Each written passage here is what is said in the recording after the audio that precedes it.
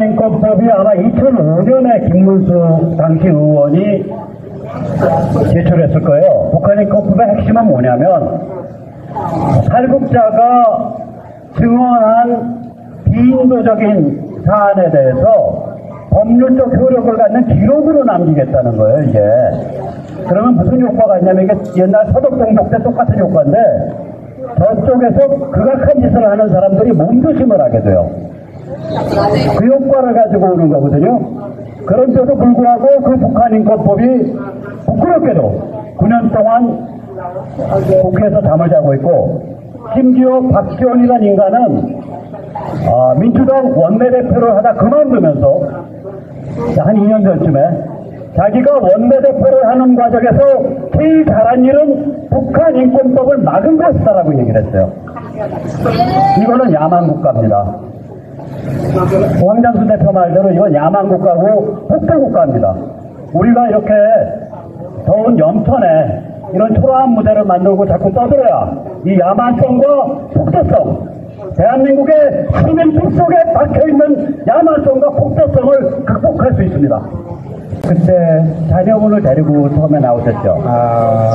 사실 사람들이 많은 사람들이 그 영화 크로스만 생각하고 있는데 저는 이미 그 막내 아들과 표를 읽고 그리고 하나남은 새끼를 살리기 위해서 그래서 제가 중국을 살고 가게 되었습니다. 네, 그러니까 이제 큰아드님, 큰아드님 데리고 이제 중국으로 넘어오셨죠. 그리고 나서 몽골루트를 타셨죠. 사실 그게 어떻게 되는가 하면 제가 중국에 가서 살려니까 아주 깊은 산골에 가서 또 일하고 도시에 나가서 일하고 그러더니 아이를 들고 함께 일할 수가 없었습니다. 만약에 잡히면 그 탈북자들에게 북송이라는 말보다 더 무서운 공포는 없습니다. 잡히면 나뿐만 아니라 아들도 죽어야 됩니다. 그래서 어느 하나라도 살가면 아이를 남한테 줘야 되거든요. 그래서 아이를 제가 중국 조선족에게 맡기고 저는 시내 나가서 막노동하며 먼저 한국으로 오게 되는 겁니다. 막노동하다 먼저 한국으로 오셨죠. 그래가지고 중국에 남아있는 아드님을 이제 다음에 또 탈북을 그러니까 중국에서부터 이제 한국으로 돈은 그때 얼마나 쓰셨어요? 그때는 한 10만 원. 아이를 찾는 것만 10만 원. 그러니까 이게 이렇거든요. 뭐냐면은 이게 난민주의도 인정이 안 돼 있고 그 다음에 매우 부끄러운 얘기인데 탈북자들의 탈북을 지원한다라고 해서 거기에 관계되어 있는 조선족 혹은 한국인들 중에는 굉장히 질이 안 좋은 분들이 있어요. 그러니까 무려 1,000만 원을 들여서 아들을 다시 찾았다는 거 아니에요, 지금. 그 다음에 어떻게 하셨어요? 그래갖고, 뭐, 선교를 통해서 이렇게 한국 나오는 길 데리고 오려고 또 거기다 또 브로커 비용을 또 지불했죠. 그래갖고, 사실 3일을 교회 가서 정말 낮과 밤을 다시 하고 기도를 하였습니다. 아들이 정말 무사히 살아서 돌아가기만은. 근데 동네 돌아오지 못하고 이 중국과 몽고 국경 사이 그 사막에서 그 길을 잘못했습니다. 그러니까 몽고 사막에서 아들이 혼자 내버려진 채 숨졌어요, 아드님이. 그게 몇 년도죠? 거기가 2001년 7월 6일. 2001년 7월 6일이죠. 그러니까 딱 저희 생일날이거든요. 그러니까 저희 생일날에 저희 아들이 잘못돼 운명한 거죠.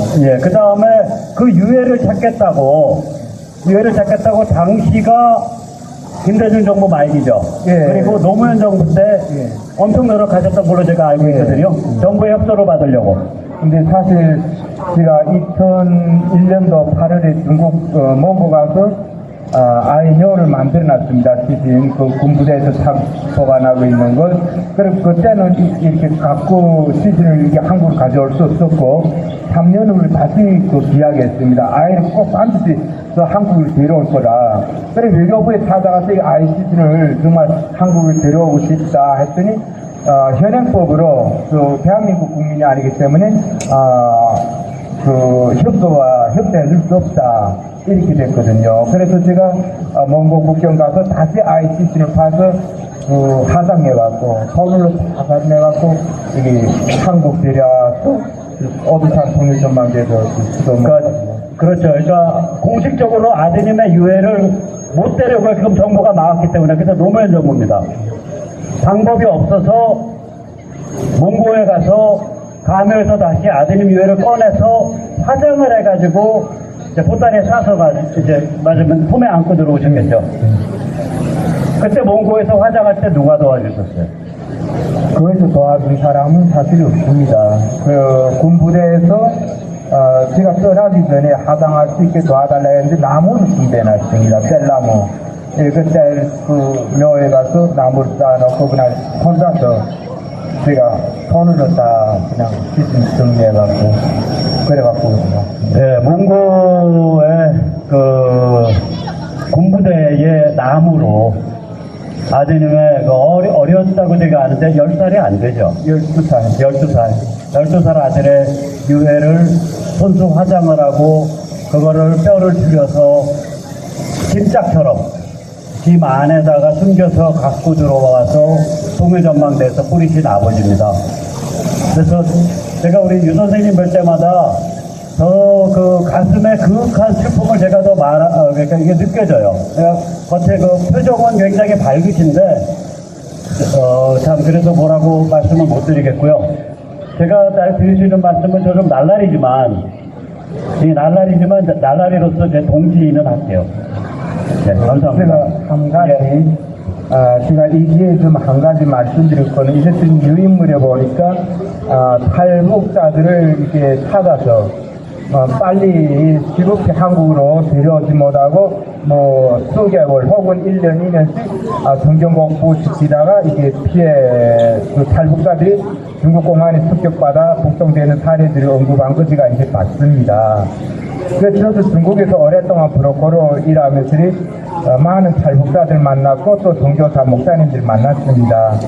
그 과정에서 정말 탈북자들을 순수 인도주의적 목적으로 그들이 정경을 살리게 한 이런 그 목적에서 나가 일하시는 분들보다 그들은 그 종교적으로 어떻게 교화시킬 것인가 이렇게 그 생각하고 나간 분들을 상당히 많이 목격하게 되었습니다.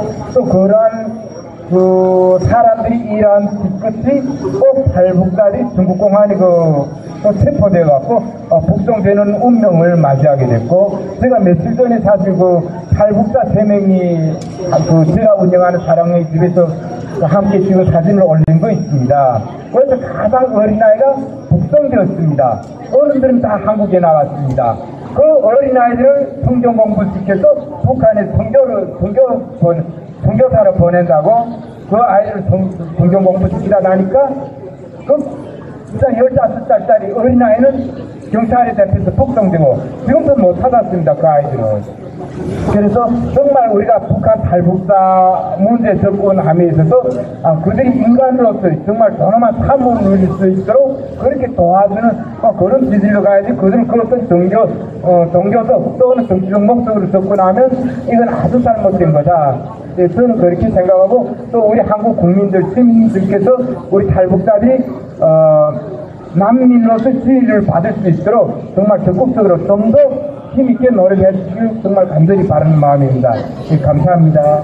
사막에서 숨진 아들을 유해를 직접 몽고 군인이 지급한 그 장작으로 마지막을 수습하고 그걸 유골함에도 못 담고 이렇게 김같이 이렇게 포장을 해서 숨겨서 갖고 들어온 그런 아버지이시기 때문에 제가 그 앞에서도 무슨 얘기를 하겠어요. 그런데 북한 전체가 죽음의 땅이었잖아요. 북한 전체가 정치범 수용소잖아요. 그러니까 아까 우리 황장수 소장님 말씀하셨는데 그 말을 조금 더 확대하면 북한 전체주의에 대해서 도덕적으로 나쁘다라고 판단할 것을 포기한다면 그 앞에 어떤 도덕이 있겠습니까?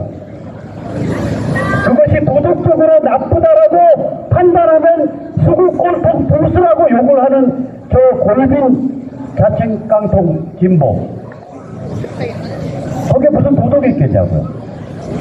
수십 년 세월 동안 700만을 잡아 죽인 인류 최후의 인류에서 가장 극악한 전체주의에 대해서 저건 도덕적으로 안 돼. 우리랑 5,000년을 같이 살아온 한쪽 결례를 지배하고 있는 그 체제에 대해서 저건 도덕적으로 안 돼라고 판단하는 것을 중국 꼴통이라고 지난 10여 년, 20년 동안 우리 머릿속에 세뇌를 해왔잖아요. 우리 애들한테 세뇌를 해왔잖아요. 그러니까 대한민국 사회가 도덕이 붕괴할 수밖에 없죠. 그게 도덕의 기초입니다. 그게 우리 사회의 도덕의 기초예요. 그걸 부정하는 순간 도덕이 성립할 수가 없어요. 자, 그러면 여기서 잠시 우리 이해라 선생님, 제가 저번 보면 참 부러워요. 제가 대한민국 공식 학력의 고졸입니다. 대학교 중퇴거든요. 근데 저분은 오셔서 얼마나 노력을 하셨는지 박사 1호예요. 저보다 가방끈이 한참 더 길어요. 그래서 우리 이 박사님 잠깐 모시고 한 말씀 잠깐 듣죠. 네. 네, 안녕하세요. 박사, 뭐 아무것도 아니잖아요. 어느 분이 말씀하시기를 밖에 나가서 있는 게 박사라 그러더라고요. 저는 17년 전에 탈북을 했습니다. 이제 떠날 때 가족이 같이 못 왔어요. 그리고 우리는 떠날 때 비약을 가지고 왔습니다. 가다가 아프면 죽어야 된다고 생각을 했거든요. 그래서 그때 우리가 한 가닥 미련이 있었다면, 그래도 국제사회에 언론이라는 것도 있고, 한국에도 이런 양식적인 언론이라는 것도 있고, 정부라는 것도 있고, 이렇게 하기 때문에 우리의 이 사연을 알게 되면 구해줄 것이다, 이렇게 생각을 했었던 적이 있었어요. 근데 요즘에 보니까 그게 말상 꽝이더라고요. 대한민국 국민, 대한민국 정부, 대한민국 정치 누구도 탈북자에게 관심이 없어요. 우리 그 강대천 선생님께서 534일 동안 또 우리 탈북자들이 893일 동안 거리에서 아무리 외쳐도 누구도 관심을 가지지 않습니다. 북한인권법이 2004년도부터 얘기가 되기 시작해가지고 2005년도에 발의된다고 나왔습니다. 근데 지금 2014년이 됐는데 아직도 통과되지 못합니다. 그와 반면에 국회의원들의 그 연금법인가요? 국회의원들 이렇게 나오게 되면 연금 주는 거 있잖아요. 그거는 나오자마자 뒷가닥 통과되더라고요. 사람을 살리는 북한인권법이 더 중요합니까? 국회의원들 점점하는데 연금 타는 게 더 중요합니까?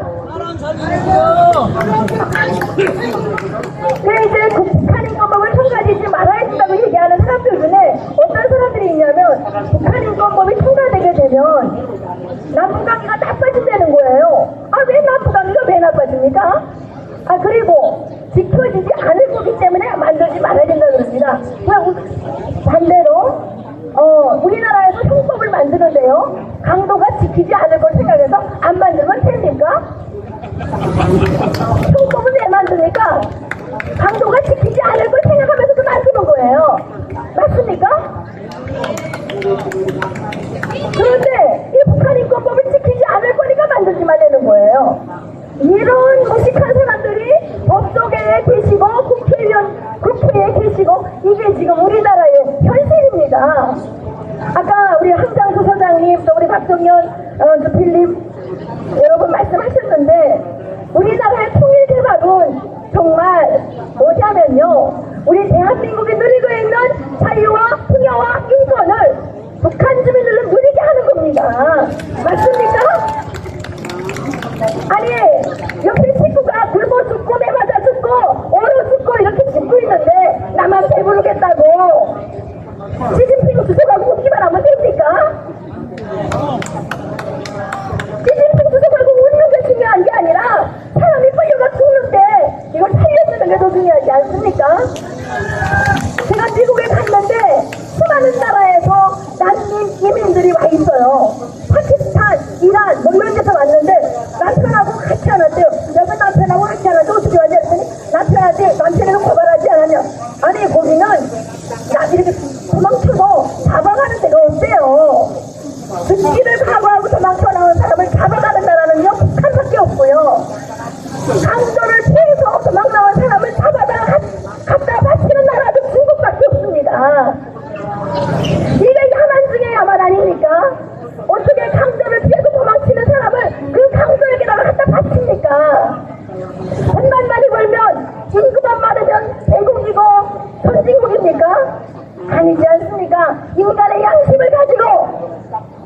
인간이 인간으로서 해야 할 도리를 할 때 그게 선진국이고 문명국 아니겠습니까? 그래서 이 명동에 얼마나 많은 사람들이 자유롭게 풍요롭게 왔다 갔다 합니까?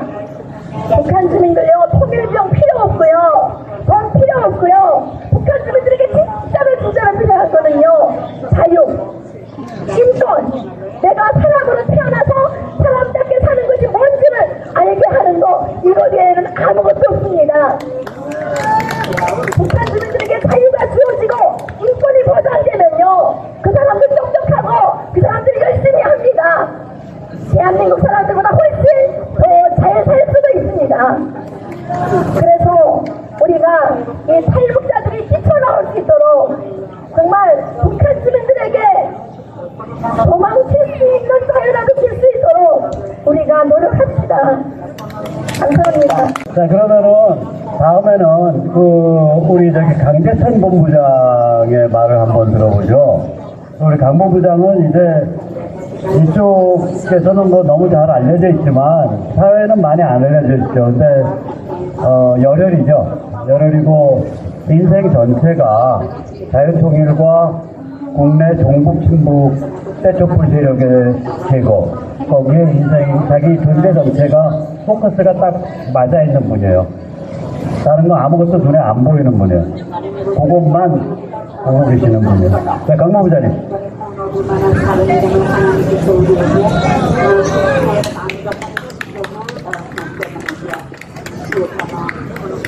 안녕하세요.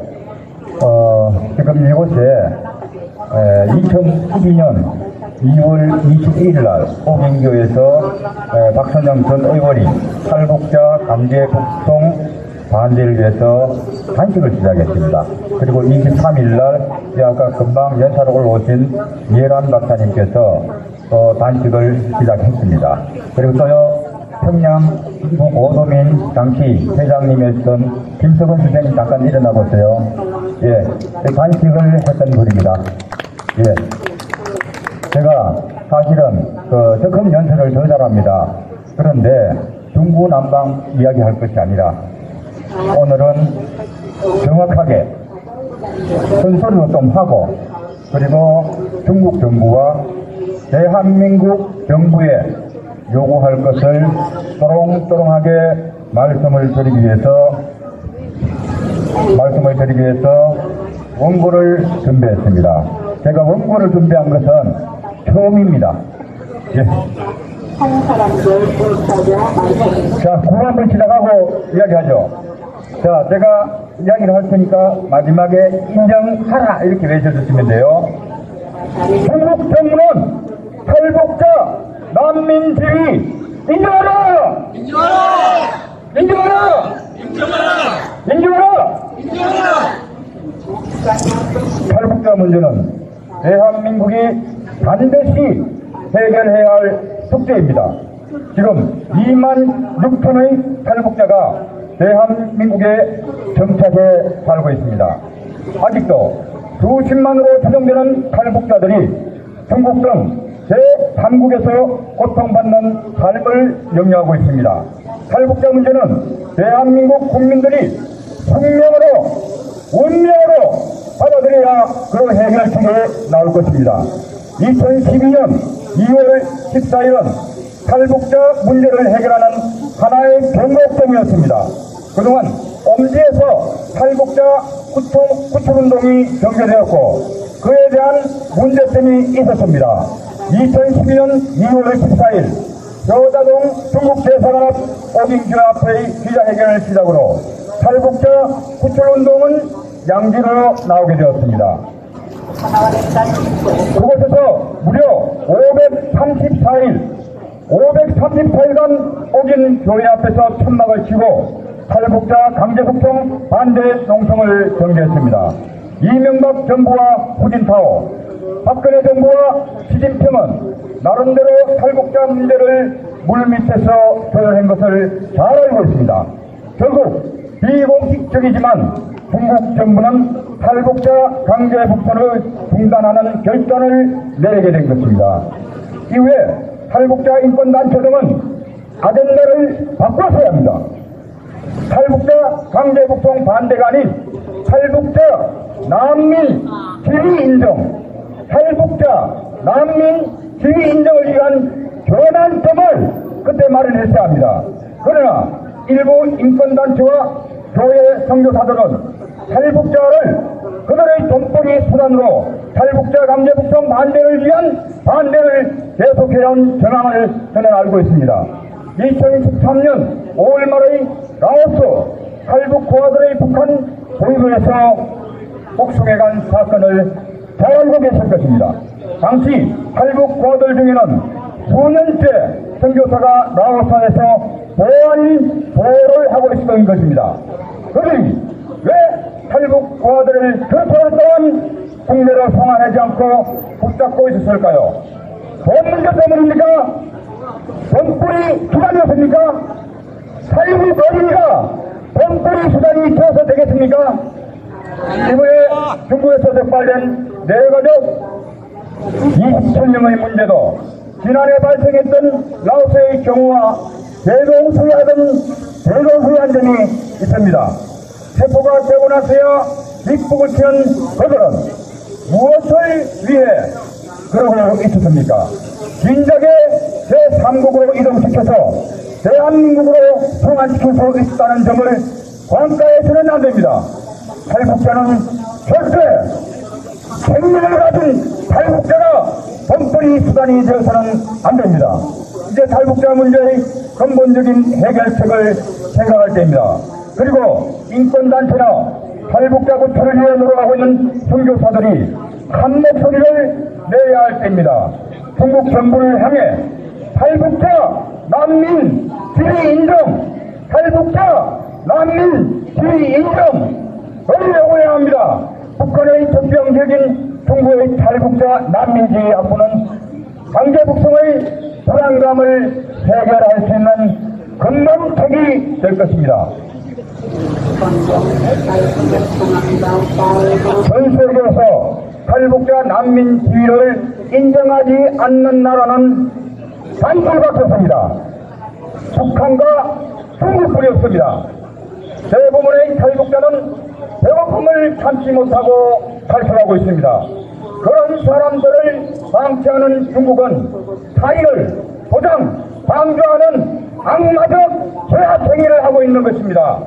중국 시진핑 정부가 깨어나야 합니다. 중국이 깨어나야 합니다. 그 점을 우리가 대한민국이 요구해야 합니다. 중국 시진핑 정부에 요구합니다. 시진핑 주석은 대한민국을 방문한 소감을 이렇게 말했습니다. 친척집에 갔다 온 느낌이라고 했습니다. 친척집에 갔다 온 느낌이라고 했습니다. 시진핑 주석의 모습입니다. 친척집 식구들이 중국에서 불법 철자 신고를 했습니다. 그들이 폭행과 강간을 당해도 다 후연할 곳이 없습니다. 언제 공안에 체포될지 불안에 떨며 온갖 노예와 같은 삶을 살고 있습니다. 친척집 식구들이 그런 생활을 하고 있는데 왜 시진핑 주석은 눈을 감고 있습니다. 친척집에 갔다 온 느낌이라고요? 북한 세계를 매개로 열강과의 견제 역할도 중요하겠지만 배고파 북한을 탈출한 인간의 존엄, 인권은 세계인이 공유하는 가장 기초적이고 기본적인 것입니다. 죽고 싶도록 살고 싶고요. 죽고 싶도록 살고 싶어하는 친척 가족들을 외면하지 마십시오. 지토국가로서 그에 걸맞는 인권국가로서 자세를 갖춰주시기를 부탁드립니다. 중국 시진핑 정부에 요구합니다. 탈북자 난민 지위를 인정해 주십시오. 탈북자 난민 지위를 인정하라! 인정하라! 대한민국 박근혜 정부에 요구합니다. 박근혜 대통령의 그동안의 탈북자 문제 해결을 위해 노력한 점을 감사드립니다. 그러나 이제는 탈북자 문제를 근본적으로 해결할 수 있어야 합니다. 북한 인권 법안이 아직도 국회에서 잠들어 있습니다. 이 문제와 더불어 시진핑 정부와 단판을 지어서라도 탈북자 난민 지위를 확보해야 합니다.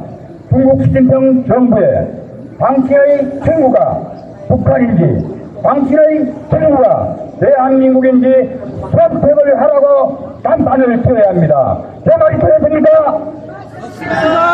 탈북자들이 중국에서 불법 체류자로 불안한 노예와 같은 생활을 하고 있습니다.